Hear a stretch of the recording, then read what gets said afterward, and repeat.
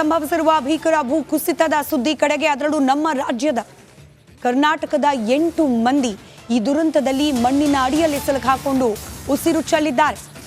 ಕೇರಳದ ವಯನಾಡಿನಲ್ಲಿ ಸಂಭವಿಸಿದ ರಣಭೀಕರ ಭೂಕುಸಿತದಲ್ಲಿ ಮಣ್ಣಿನ ಅಡಿ ಸಿಲುಕಿದ ಕರ್ನಾಟಕದ 8 ಮಂದಿ ಸಾವನ್ನಪ್ಪಿದ್ದಾರೆ ಎನ್ನುವ ಮಾಹಿತಿ ಲಭ್ಯವಾಗ್ತಾ ಇದೆ. ಮಂಡ್ಯ ಮೂಲದ ಲೀಲಾವತಿ, ನಿಹಾಲ್, ಚಾಮರಾಜನಗರ ಜಿಲ್ಲೆಯ ರಾಜೇಂದ್ರ, ರತ್ನಮ್ಮ, ಪುಟ್ಟಸಿದ್ದ ಶೆಟ್ಟಿ, ರಾಣಿ ಸೇರಿದಂತೆ ಒಟ್ಟು 8 ಮಂದಿ ಸಾವನ್ನಪ್ಪಿದ್ದಾರೆ. ಕರ್ನಾಟಕದ ವಿವಿಧ ಜಿಲ್ಲೆಗೆ ಸೇರಿದ 9 ಮಂದಿ ಈ ಕ್ಷಣಕ್ಕೂ ಕೂಡ ನಾಪತ್ತೆ. ಶೋಧ ಕಾರ್ಯ ನಡೀತಾ ಇದೆ. ರಕ್ಷಣಾ ಕಾರ್ಯಾಚರಣೆ ಶೋಧ ಕಾರ್ಯಕ್ಕೆ ಅನುಕೂಲವಾಗಿ ಅಂತ ಹೇಳಿ ಒಂದು ತಾತ್ಕಾಲಿಕ ಬ್ರಿಡ್ಜ್ ಅನ್ನ ಕೂಡ ನಿರ್ಮಾಣ ಮಾಡಲಾಗಿದೆ ಕೇಂದ್ರ ತಂಡದಿಂದ. ಆ ದೃಶ್ಯವನ್ನ ಕೂಡ ನೀವು ಗಮನಿಸ್ತಾ ಇದ್ದೀರಿ. ರಾಜ್ಯದ ಒಟ್ಟು 8 ಮಂದಿ ಸಾವನ್ನಪ್ಪಿದ್ದಾರೆ.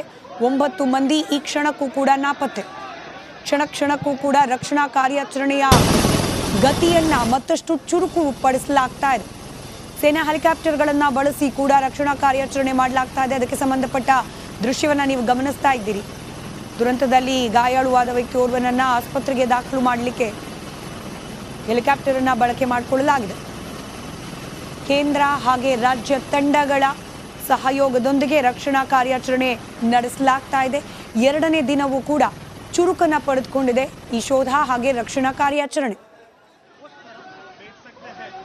ಕೇರಳದ ಗುಡ್ಡ ಕುಸಿತ ದುರಂತದಲ್ಲಿ ಸಾವಿನ ಸಂಖ್ಯೆ ಏರ್ತಲೇ ಇದೆ. ಮತ್ತೊಂದೆಡೆ ಮಂಡ್ಯ ಮೂಲದ 2 ನಾಪತ್ತೆ ಆಗಿದ್ದಾರೆ. ಅದರ ಜೊತೆಗೆ 3 ಆಸ್ಪತ್ರೆಯಲ್ಲಿ ಚಿಕಿತ್ಸೆ ಪಡ್ಕೊಳ್ತಾ ಇದ್ದಾರೆ. ನಾಪತ್ತೆ ಆಗಿರುವಂಥ ಲೀಲಾವತಿ ಅವರ ಮಗಳು ನಮ್ಮ ಜೊತೆ ಇದ್ದಾರೆ, ಮಂಜುಳಾ. ಅವ್ರನ್ನ ಮಾತಾಡಿಸ್ತೀನಿ. ಅಮ್ಮ, ನಿಮ್ಮ ತಾಯಿಯವ್ರ ಜೊತೆ ಮಾತಾಡಿದ್ರೆ ಯಾವತ್ತು ಮಾತಾಡಿದ್ರಿ? ಸರ್, ಮೊನ್ನೆ ನೈಟು ಮಾತಾಡಿದೆ ಸರ್. ಮೊನ್ನೆ 8 ಗಂಟೆ 8:15 ಫೋನ್ ಮಾಡಿದರು. ನಾನು ಸ್ಕೂಲಿಂದ ಬಂದೆ. ನನಗೆ ದಿನ ಫೋನ್ ಮಾಡ್ತಿದ್ದೆ. ಬಂದ ತಕ್ಷಣ ಅವತ್ತು ನನಗೆ ಟಯರ್ಡ್ ಆಗಿಬಿಟ್ಟಿತ್ತು, ಮಲ್ಕೊಂಬಿಟ್ಟೆ. ಬಂದು 8:00 ಫೋನ್ ಬಂತು. ನಮ್ಮಮ್ಮ ಮಾಡಿದ್ರು. ನನ್ನ ತಮ್ಮ ಇನ್ನೊಬ್ಬ ಇಲ್ಲೇ ಇದ್ದ. ನನ್ನ ತಮ್ಮನು ನಾನು ಇಬ್ಬರು ಮಾತಾಡಿದ್ವಿ. ಬಂದ್ಬಿಡಿ, ಅಷ್ಟೊಂದು ಮಳೆ ಆಯ್ತಾಯ್ತಲ್ಲ ಅಲ್ಲಿ ಅಂತ ಅಂದಿದ್ದಕ್ಕೆ ಅವನು ನಮ್ಮಮ್ಮ ಅಂದರು ಬೆಳಿಗ್ಗೆಗೆ, ನನ್ನ ನಿನ್ನ ತಮ್ಮನ ಹೆಂಡ್ತಿನೋ ಪಾಪನೂ ಕಳಿಸ್ತೀನಿ ಅಂತ ಅಂದರು. ಅಮ್ಮ ನೀವು ಬನ್ನಿ ಅಂತ ಕರೆದೆ. ನಾನು ಬರೋದಿಲ್ಲ, ನಾನು ಇಲ್ಲೇ ಇರ್ತೀನಿ ಅಂತ ಅಂದರು. ನೀನು ಬರ್ನಿಲ್ಲ ಅಂದರೆ ಅಲ್ಲೇ ಸಹಿ ಪಾಪು ಕಳಿಸು, ಸಿರಿನೂ ಪಾಪನು ಕಳಿಸವ ಅಂತ ಅಂದೆ. ನಾನು ಬರೋದಿಲ್ಲ ಅಂತಂದರು. ಆಮೇಲೆ ನಾನು ಬೈದೆ ಅಂತ ಬೆಳಗ್ಗೆಗೆ ಬರ್ತೀವಿ ಬಿಡವ ಅಂತ ಅಂದರು. ಬಟ್ಟೆ ಪ್ಯಾಕ್ ಮಾಡ್ಕೊಂಡವ್ರೆ. ಪ್ಯಾಕ್ ಎಲ್ಲ ಮಾಡಿ ಮಲಿಕೊಂಡ್ರು. ನನ್ನ ತಮ್ಮ ಸ್ನಾನ ಮಾಡ್ತಾಯಿದ್ದ. ನೀ ಬಾ ಕರ್ಕೊಂಡವ್ರನ್ನ ಅಂತ ಹೇಳೋಣ ಅಂತ ಮಾಡಿದೆ. ಅವನು ಸ್ನಾನ ಮಾಡ್ತಾಯಿದ್ದೀನಿ, ಆಮೇಲೆ ಮಾಡ್ತೀನಿ ಫೋನ್ ಮಂಜಿಯಿಂದ ಮಾಡಲಿಲ್ಲ. ನಮ್ಮಪ್ಪ ಲೀಲಾವತಿ ಅಂತ ಹಿಂಗೆ ತಪ್ಕೊತಂದೆ. ನಮ್ಮಮ್ಮ ಮೇಲೆ ಕಲ್ಲು ಬಂದು ಹೊಡೆದು ಬಿಟ್ಟೈತೆ ಬಂಡೆಗಳು. ನಮ್ಮಮ್ಮ ಹೊಟ್ಟೋಗವ್ರೆ. ನಮ್ಮಮ್ಮ ಪಾಪು ಅಂದ ತಕ್ಷಣವೇ ಕಲ್ಲು ಬಂದು ಹೊಡಿತಂತೆ. ಅಚ್ಚಮ್ಮ ಅಂತ ಆಸೆ ಇಟ್ಕೊಂಡಿದ್ದ. ತಾತ ಅಚ್ಚಮ್ಮ ಬೇಕು ನನಗೆ, ಯಾರು ಬೇಡ ಅಂತ. ಇದಿಷ್ಟು ನಾಪತ್ತೆ ಆಗಿರುವಂಥ ಲೀಲಾವತಿಯವರ ಮಗಳು ಮಂಜುಳಾ ಅವರ ಮಾತು. ಕರ್ನಾಟಕದ ಆಸ್ಪತ್ರೆಗೆ ಶಿಫ್ಟ್ ಮಾಡಿಸ್ಕೊಡಿ ಅಂತ ಕೇಳ್ಕೊಳ್ತಾ ಇರುವಂಥದ್ದು. ಕ್ಯಾಮ್ರಾಮನ್ ಇನ್ನೋ ಜೊತೆ ಆನಂದ್, ರಿಪಬ್ಲಿಕ್ ಕನ್ನಡ, ಮಂಡ್ಯ.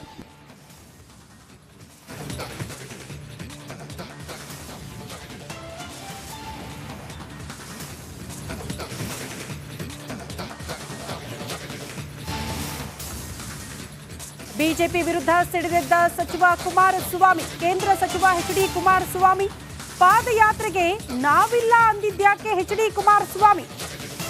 ಯಾರ್ಯವ ಪ್ರೀತಮ್ ಗೌಡ? ಕುಮಾರಸ್ವಾಮಿ ಗರಂ ಆಗಿದ್ದಾರೆ. ಬಿಜೆಪಿ ವಿರುದ್ಧ ಸಿಡಿದೆದ್ದಿದ್ದಾರೆ ಕೇಂದ್ರ ಸಚಿವ ಎಚ್.ಡಿ. ಕುಮಾರಸ್ವಾಮಿ. ಪಾದಯಾತ್ರೆಗೆ ನಾವಿಲ್ಲ ಅಂತ ಎಚ್.ಡಿ. ಕುಮಾರಸ್ವಾಮಿ ಹೇಳಿದ್ದಾರೆ. ಕಾರಣ ಏನು? ಪ್ರೀತಮ್ ಗೌಡ ಅವರ ವಿರುದ್ಧ ಅಸಮಾಧಾನ.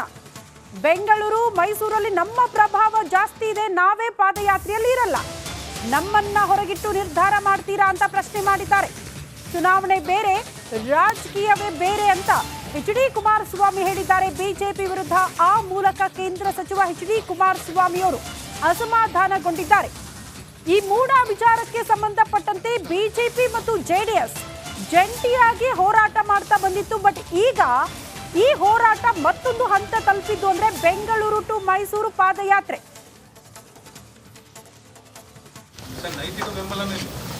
ನಾವು ಯಾವ ಕಾರಣಕ್ಕೂ ಕೊಡೋದಿಲ್ಲ. ಯಾಕೆಂದರೆ ಒಂದು ನಿಮಿಷ ಇಲ್ಲಿ ನಮ್ಮನ್ನು ವಿಶ್ವಾಸಕ್ಕೆ ತೆಗೆದುಕೊಳ್ಳದೇ ಇದ್ದಾಗ ಬೆಂಗಳೂರಿನಿಂದ ಮೈಸೂರಿನವರೆಗೆ ನಮ್ಮ ಶಕ್ತಿ ಇರ್ತಕ್ಕಂಥದ್ದು ಅಷ್ಟೆಲ್ಲ ಇದ್ದು ವಿಶ್ವಾಸಕ್ಕೆ ತೆಗೆದುಕೊಳ್ಳದೆ ಹೋದ ಮೇಲೆ ಸರಿಯಾದ ರೀತಿಯಲ್ಲಿ ನಾವ್ಯಾತಿಗೆ ಬೆಂಬಲ ಕೊಡಬೇಕು? ರಾಜಕಾರಣ ಮಾಡೋದು ಬೇರೆ, ಚುನಾವಣೆಗಳು ಬಂದಾಗ ಬೇರೆ ಒಟ್ಟಿಗೆ ಇರ್ತಕ್ಕಂಥದ್ದು. ಆದರೆ ಇವತ್ತಿನ ಈ ರೀತಿಯ ಕಾರ್ಯಕ್ರಮದಿಂದ ಸಾಧನೆ ಏನು ಮಾಡ್ತೀವಿ? ಏನು ಸಾಧನೆ ಮಾಡಲಿಕ್ಕೆ ಸಾಧ್ಯ? ಇದು ನನ್ನ ಮನಸ್ಸಿಗೂ ನೋವಾಗಿದೆ. ಯಾವ ರೀತಿ ನಡ್ಕೊಂಡಿದ್ದಾರೆ ಇವರು. ಈ ಪಾದಯಾತ್ರೆಯನ್ನು ಕಾರ್ಯಕ್ರಮದ ಮುಖ್ಯಸ್ಥರುಗಳನ್ನು ಯಾರು ಮಾಡ್ಕೊಂಡಿದ್ದಾರೆ? Who is that Preetham Gowda?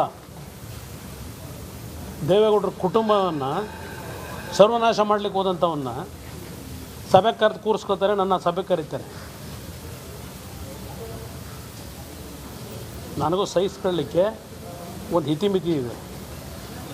ಯಾರು ಕಾರಣ ಆ ಪೆನ್ ಡ್ರೈವ್ಗಳನ್ನ ಬೀದಿ ಹಂಚಲಿಕ್ಕೆ? ಇಂಥವ್ರನ್ನ ನನ್ನನ್ನು ಸಭೆ ಕರೀತಾರೆ, ಅವ್ನ ಪಕ್ಕದಲ್ಲಿ ಕೂರಿಸ್ಕೊಂಡು ಮೀಟಿಂಗ್ ಮಾಡ್ಲಿಕ್ಕೆ ಕರೀತಾರೆ ನನ್ನನ್ನು. ನಾವು ಯಾವ ಕಾರಣಕ್ಕೂ ಕೊಡೋದಿಲ್ಲ. ಏಕೆಂದರೆ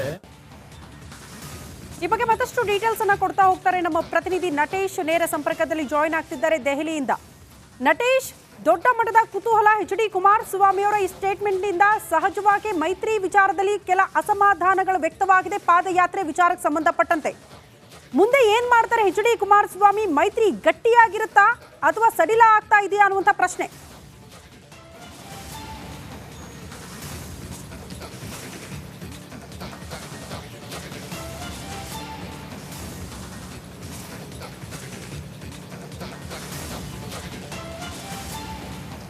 ಶ್ರುತಿ, ಖಂಡಿತ ಏನು ಬಿಜೆಪಿಯ ಪಾದಯಾತ್ರೆಗೆ ಸಂಬಂಧಪಟ್ಟಂತೆ ಕುಮಾರಸ್ವಾಮಿಯವರ ಇಂದಿನ ಹೇಳಿಕೆ ಏನಿದೆ ಇದು ಸಾಕಷ್ಟು ಚರ್ಚೆಗೆ ಗ್ರಾಸ ಆಗ್ತಾ ಇರತಕ್ಕಂಥದ್ದು. ಇಲ್ಲಿ ಬಹಳ ಪ್ರಮುಖವಾಗಿ ಮೈತ್ರಿಗೆ ಸಂಬಂಧಪಟ್ಟಂತೆ ಅಂದರೆ ಮೈತ್ರಿಯ ಒಡಕು ಏನಿದೆ ಇದೀಗ ಬಯಲಾಗ್ತಾ ಇದೆ ಎನ್ನುವಂಥದ್ದು ಇಲ್ಲಿ ಸ್ಪಷ್ಟವಾಗಿ ಕುಮಾರಸ್ವಾಮಿಯವರ ಹೇಳಿಕೆಯಲ್ಲಿ ಗೊತ್ತಾಗ್ತಾ ಇರತಕ್ಕಂಥದ್ದು.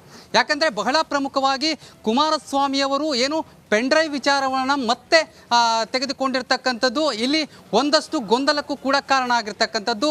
ಇಲ್ಲಿ ಬಹಳ ಪ್ರಮುಖವಾಗಿ ಕುಮಾರಸ್ವಾಮಿಯವರು ನೇರವಾಗಿ ಪ್ರೀತಮ್ ಗೌಡರನ್ನು ಟಾರ್ಗೆಟ್ ಮಾಡುವ ಮೂಲಕ ಈ ಬಾರಿ ಪಾದಯಾತ್ರೆಗೆ ನಾವು ಯಾವುದೇ ರೀತಿಯಾದಂತಹ ಬೆಂಬಲವನ್ನು ವ್ಯಕ್ತಪಡಿಸೋಲ್ಲ ಅನ್ನುವಂತಹ ನಿಟ್ಟಿನಲ್ಲಿ ಹೇಳಿಕೆಯನ್ನು ಕೊಟ್ಟಿರ್ತಕ್ಕಂಥದ್ದು. ಅಂದರೆ ಬಿಜೆಪಿಯ ಪಾದಯಾತ್ರೆಯ ಹಮ್ಮಿಕೊಂಡಿರುವಂತಹ ಹಿನ್ನೆಲೆಯಲ್ಲಿ ಇದರ ಬಗ್ಗೆ ನಾವು ಯಾವುದೇ ರೀತಿಯಾದಂತಹ ಬೆಂಬಲವನ್ನು ಕೊಡೋದಿಲ್ಲ.